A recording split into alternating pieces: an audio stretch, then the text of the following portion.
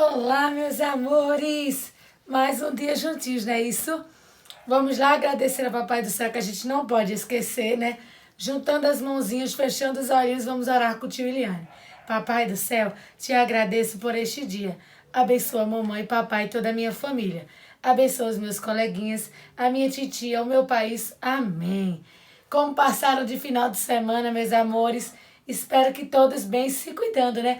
Aproveitando a nossa Semana da Criança. E hoje, tio Eliane, né, trouxe uma novidade para vocês. Mais um desafio, né? E mais uma ideia maravilhosa. Na Semana da Criança, todo mundo gosta de passear, não é isso? Mas com essa pandemia, a gente tem que ficar em casa e se cuidando, não é? E evitar aglomerações. Então, tio Liane hoje trouxe para vocês uma ideia do cinema em casa. Então, meus amores, hoje a dica de tio Liane para vocês é essa. Vocês vão juntar a família de vocês, mandar a mamãe fazer uma pipoca, né? Como é que faz pipoca, tio Liane? Olha aqui a receita, ó.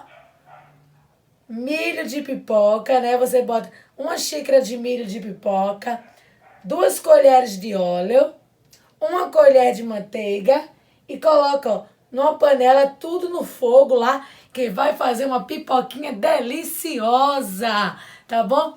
Manda a mamãe também fazer, ó, comprar refrigerante ou fazer suco, né?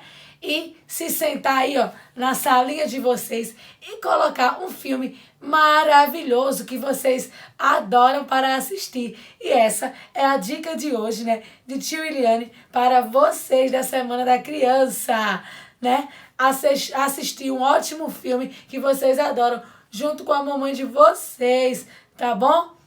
Um beijo, meus amores, e uma ótima Semana das Crianças!